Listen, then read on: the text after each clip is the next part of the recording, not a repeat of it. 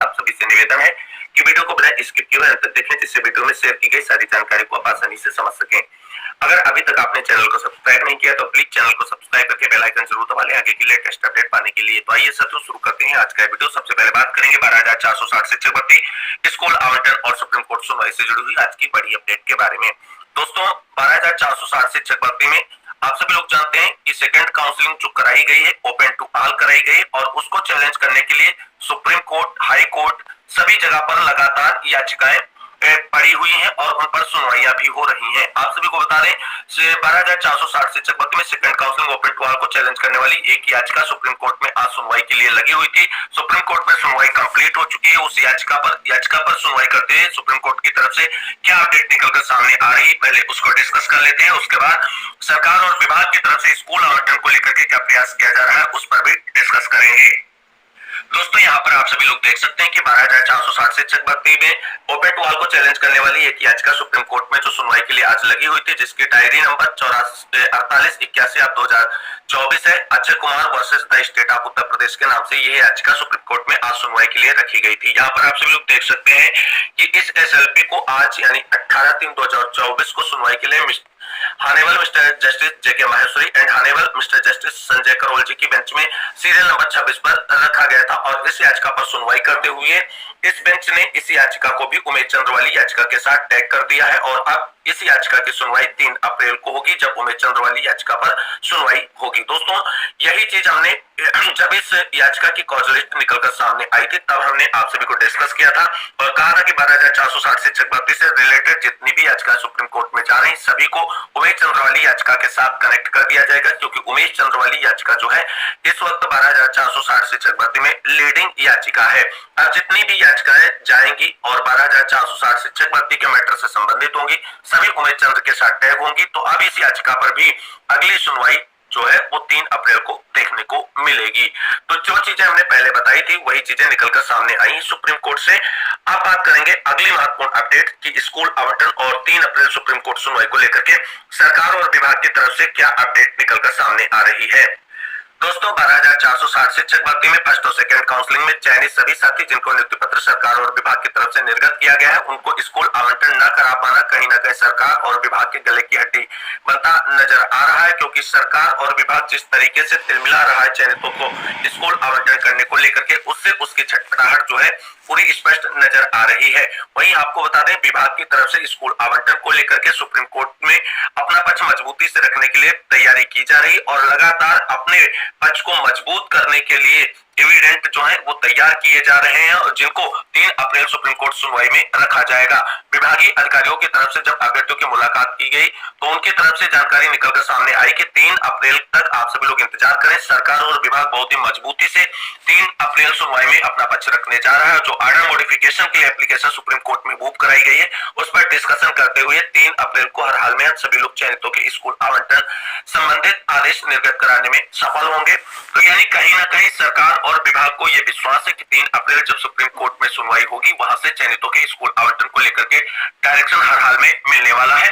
लेकिन आप सभी साथियों को बता दें अगर पिछली सुनवाई की बात करी जाए तो वहां पर ऑर्डर एप्लीकेशन जो था ऑर्डर मॉडिफिकेशन के लिए एप्लीकेशन जो मूव कराया गया था उस पर ऐश्वर्या भाटी मैम ने जो है चर्चा यानी आर्गुमेंट करना चाहा, लेकिन सुप्रीम कोर्ट ने उनको सुना नहीं। जो शब्द उन्होंने कहे उसको पटवालिया सर ने जो है ऑब्जेक्ट कर दिया।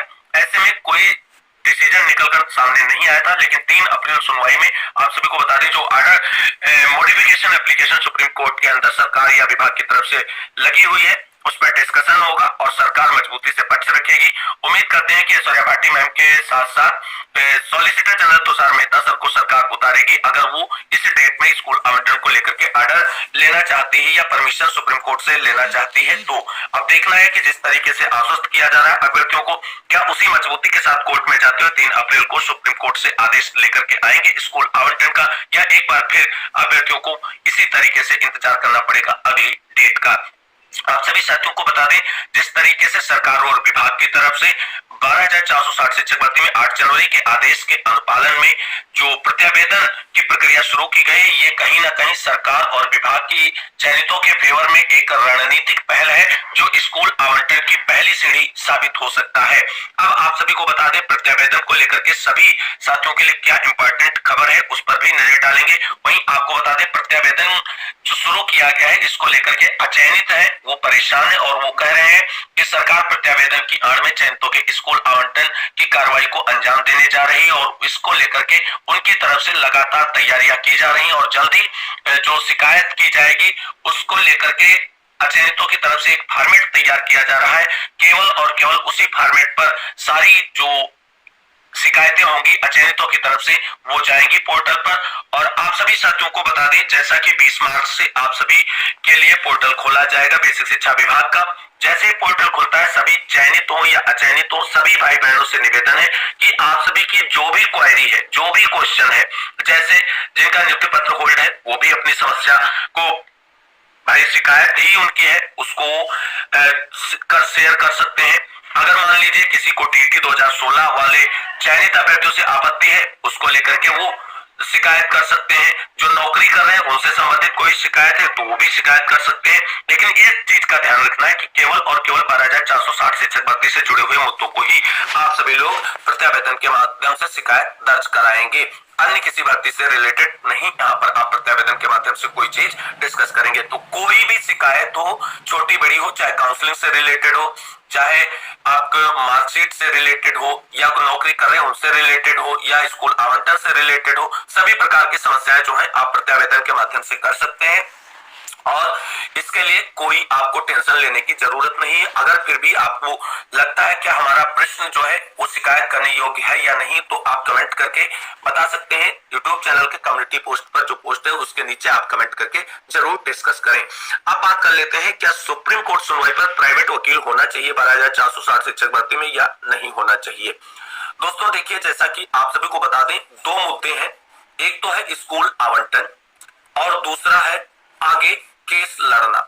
तो स्कूल आवंटन इस समय सरकार और विभाग की पहली प्रायोरिटी है कि आर्डर मॉडिफिकेशन एप्लीकेशन जो मूव किया गया है उस पर आर्गुमेंट करते हुए सुप्रीम कोर्ट से एक तरीके से डायरेक्शन लेकर के चयनितों का स्कूल आवंटन कर दिया जाए।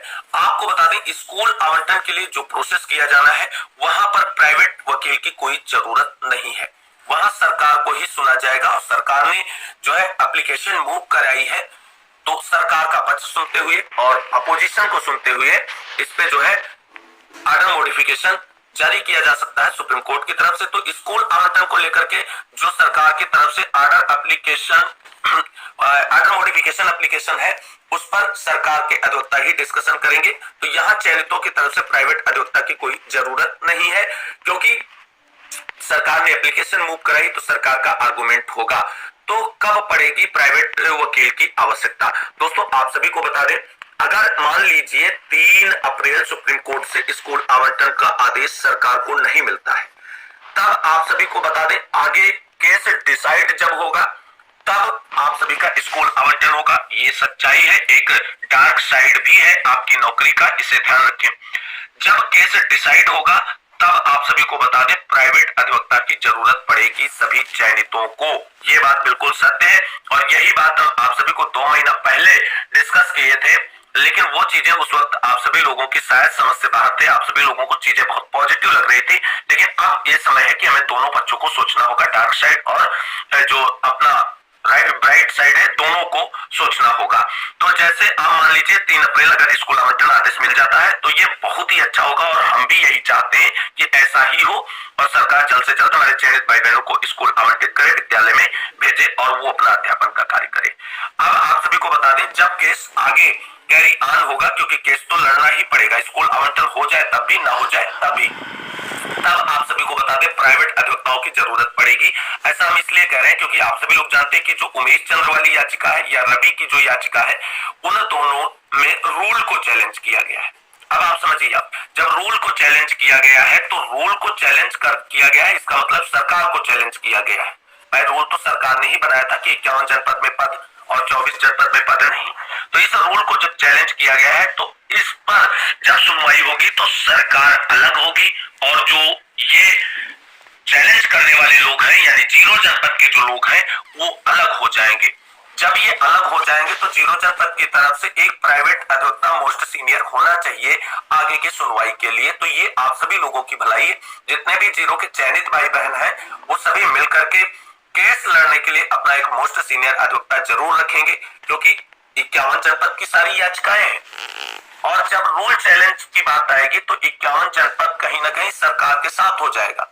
और तब आपको बता दें जो जीरो जनपद के साथी हमारे हैं वो सभी मिलकर के एक मोस्ट सीनियर अधिवक्ता जरूर खड़ा करेंगे, अन्यथा आप सीधे सीधे कहीं ना कहीं पीछे चले जाएंगे। तो जब आपको केस लड़ना है तब आपको एक प्राइवेट अधिवक्ता होना चाहिए आपके पास, और वो भी मोस्ट सीनियर होना चाहिए, वरना आपका पक्ष कौन रखेगा कोर्ट के अंदर। अब इसका अरेंजमेंट आपको कैसे करना है ये आप सभी की जिम्मेदारी है, लेकिन आगे जब केस कैरी ऑन होगा तो वहां पर एक प्राइवेट अधिवक्ता जरूर होना चाहिए सुप्रीम कोर्ट सुनवाई के लिए। लेकिन 3 अप्रैल जो स्कूल आवंटन को लेकर के सरकार का प्रयास है, वहां पर अभी किसी भी चयनित की तरफ से अधिवक्ता की कोई आवश्यकता नहीं।